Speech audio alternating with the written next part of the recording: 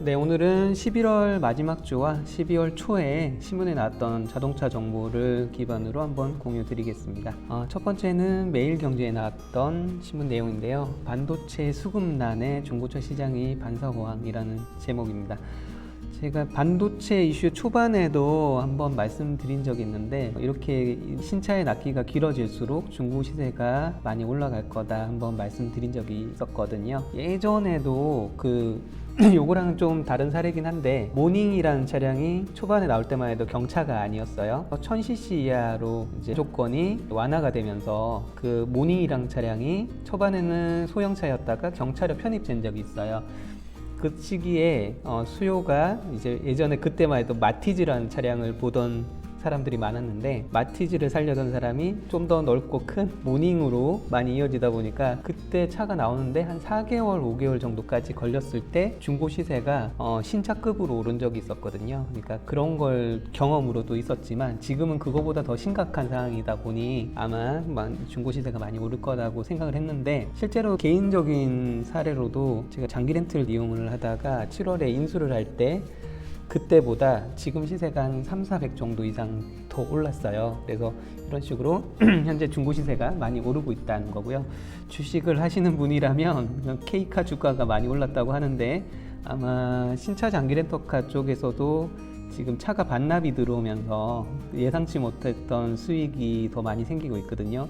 그래서 제가 요즘 주식을 잘 안 하기 때문에 모르지만, 신차 장기 렌터카, 롯데 렌터카나 SK 렌터카 쪽도 아마 괜찮을 것 같다, 이런 생각이 드네요. 다음 뉴스 보겠습니다.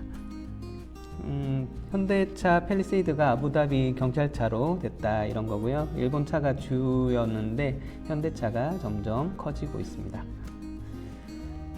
그리고 다음 뉴스는요, 니로가 디자인이 공개가 됐어요. 그래서 여기에 눈에 띄게 완전 자율주행 레벨 4 적용을 하겠다, 이런 내용인데요. 지난번 신문 자료 영상에서 보셨는 거 기억을 하시는지 모르겠지만, 레벨 4가 어느 정도인지 지난번 신문 내용을 보고 한번 보시면요, 자율주행의 레벨 1이 속도 차간거리 정도 되는, 일반적으로 현대 웬만한 차량들에 들어가는 스마트 크루즈에 들어가는 상황일 거고요.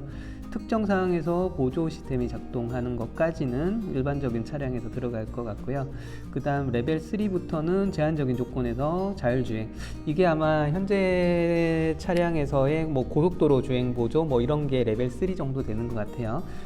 그리고 레벨 4가 상시 자율주행, 운전자는 탑승하고 있지만 거의 자율주행에 준하는 수준이고, 마지막 레벨 5가 우리가 공상과학 영화에서 보던 사람도 없는데 차가 움직이는 그런 게 레벨 5라는 거죠. 그러면은 레벨 4니까요, 사람은 타고 있지만 완전 자율주행이 가능한 그런 모델로 만들겠다, 이런 뉴스인 것 같습니다. 그래서 니로 디자인 공개가 됐는데요, 잠깐 구경을 하시면 앞모양이 지금 스포티지와 조금 비슷한 것 같기도 하고요. 실내도 이런 식으로 공개가 됐습니다. 참고하시고요.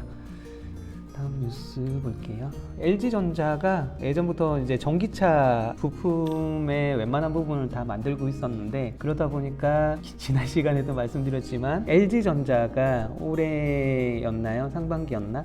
주가가 갑자기 완전 폭등할 때가 있었거든요. 그때가 LG전자가 웬만한 전기차에 들어가는 부품을 다 만들고 있어요. 그래서 증권가에서는 이러다가 LG전자 전기차 만들겠는데, 이런 농담 섞인 말이 많이 나왔다고 해요. 근데 문제는 어떤 조립의 과정이죠. 그래서 테슬라도 지금은 뜨긴 했지만, 지금까지 이 부품을 조립하고 이런 기술이 안정화되는 데까지 수년이 걸렸다고 하거든요. 그러니까 LG전자도 넘어가야 될 산이 많았다, 이랬던 건데, 미국이었나요? 어떤 제조 회사가 있는데, 거기 회사랑 어쨌든 합작 법인을 만들어서 LG전자가 전기차 시장에서 상당히 우위를 점할 수 있겠다, 이런 부분이 있었고요. 그리고 그 합작 법인에서 지분이 LG전자가 51%여서 이제 경영권까지 가지고 있었다, 이런 얘기가, 갑자기 이 얘기가 왜 나왔죠? 어쨌든 이런 뉴스가 있었습니다. 그래서 LG전자가 어쨌든 전기차 시장에서도 앞으로 선전할 가능성이 높다, 이런 뉴스인 것 같습니다. 다음은 AI 자율주행, 이런 얘기가 있었고요. 자, 그리고 전기차 리콜 배터리 문제가 좀 많은데요. 전기차의 배터리 관련해서 리콜이 상당히 많았다고 해요. 그래서 현재 리콜 액수만 해도 1조 4천억 정도 된다고 하는데, 이 부분을 이제 재활용하는 부분에 법률이 아직 통과가 되지 못해서 거의 대부분 이제 폐자재 수준으로 폐기를 해야 된다, 이런 부분이 있는데, 앞으로 이게 전기차가 많아지면 많아질수록 이 부분이 좀 해결돼야 될 부분으로 보입니다.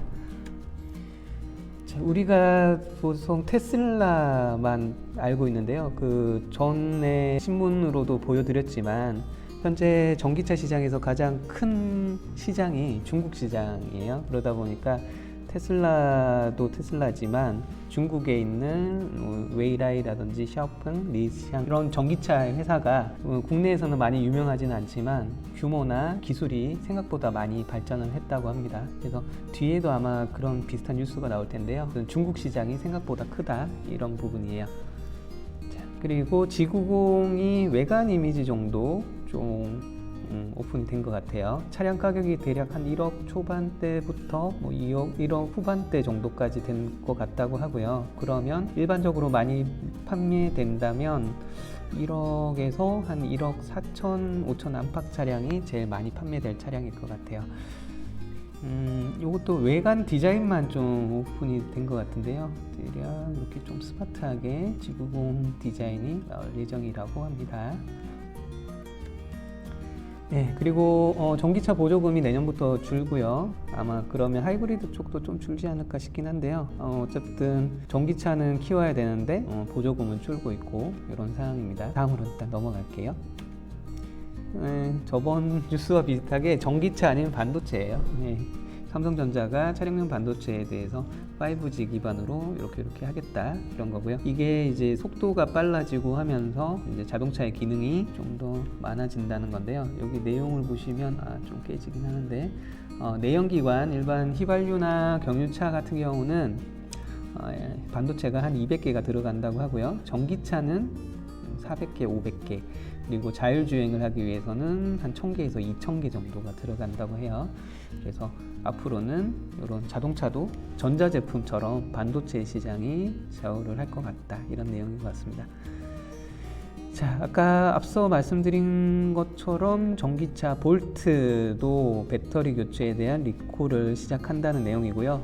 그 리콜을 볼 수 있는 사이트 제가 영상에서 한번 공유 드렸죠. 최근에 자동차 리콜이라는 제목으로 한번 보내드린 적이 있는데요.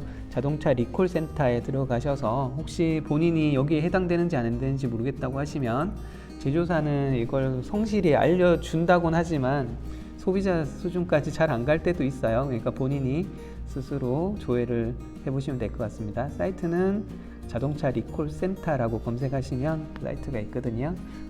그리고 참고로 제 기존 영상 보시면 또 상세히 나와 있으니까 보시면 될 것 같아요.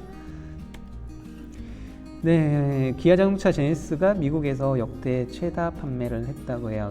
왠지 제가 이 기사를 보고 그래서 우리나라의 소렌토 하이브리드가 13개월이 걸리나 미국을 먼저 주려고 막 이런 생각이 들었는데, 미국에 이 정도로 판매가 많이 되려면 국내에 나오는 차를 밀어줬나? 이런 합리적인 의심이 됩니다. 그래서 국내 납기가 너무 긴데 미국에서는 이렇게 잘 팔린다고 하니까 이걸 박수를 쳐야 되는지 어떨지는 저도 잘 모르겠어요. 로봇이 순찰을 돌고 자율주행, 택시, 버스가 다니는 시대가 곧 온다, 이런 내용이고요. 요거는 그냥 이렇겠구나 하고 넘어가시면 될 것 같습니다. 네, 앞에 얘기한 것처럼 지금 중국판 테슬라라고 해서 중국에서도 전기차 시장이 이렇게 상당히 크다고 하잖아요. 그래서 이번에 샤오펑이라는 요 회사가 지금 상당히 잘 나가고 있다고 합니다. 그래서 중국 시장도 좀 바라봐야 될 것 같아요. 내년에 신차 가격이 5% 정도 오른다, 이런 내용이 있어요. 그래서 지금 현재 자동차 예, 원가가 올랐다. 그래서 우리가 라면이든 뭐든 살 때 보면 원가가 올라서 물건 가격은 오르는데 밀가루 가격이 내려갔다고 라면 가격이 내려가는 건 못 봤잖아요. 그래서 아마 지금 반도체 이슈 때문에 좋은 기회라고 생각하고 차값을 올리는 거 아닌가 이런 의심이 되긴 하는데, 어쨌든 꾸준하게 지금 국내 차량을 보면 19년 대비해서 평균 차량가가 1,000만 원 정도, 물론 이제 고가 차량이 많이 나왔긴 했지만 이제 판매가 됐긴 했지만 19년, 20년, 21년이니까 2년 전에 비해서 차값 평균 가격이 승용차는 1,000만 원 정도가 더 비싸졌다고 하고요. 예, 레저 차량이든 전반적으로 많이 올랐는데 내년에도 어쨌든 오른다. 명분은 원자재 가격이지만, 네, 하여튼 여기까지 얘기하시면 알아서 들으실 것 같아요. 네, 자동차 회사는 잘 나가고 있는데 자동차 부품사들은 지금 여러 가지로 힘들다고 해요. 그래서 이런 식으로 원자재 가격 폭등이 현대차에서는 이건 빌미로 하지만 실제로 밑에 있는 중소기업들은 상당히 힘든 상황이다, 이런 내용이에요. 그리고 더 큰 문제는 뭐냐면 자동차 시장을 전 세계적으로 키우려고 하는 이유가 아시겠지만 거기에 들어가는 부품도 상당히 많고, 그러려면 밑에 있는 중소기업들도 많고, 그러면 이제 거기에 속해져 있는 근로자들도 많을 텐데, 문제는 지금 전기차 시장으로 이어질 때 첫 번째 문제가 엔진은 당연히 690개의 부품이 들어가는데 전기차에는 하나도 안 들어간다는 거고요. 그리고 구동 전달 장치도 570개의 부품에서 전기차로 넘어가면 한 2,000개만 있으면 된다는 거니까 거의 한 3,000개가 넘는 부품이 필요 없어지죠. 그리고 전장에서도 거의 1,000개 정도가 사라집니다. 그러면 이 부품을 만드는 회사와 거기에 속해 있는 직원분들은 이제 점점 어려워지시겠죠. 거기에 이어서 예상되는 또 하나의 문제가요, 친한 분 중에 카센터를 운영하시는 분이 있는데 앞으로 전기차가 나오면 어떻게 할까 모르겠다, 이렇게 얘기를 하셔요.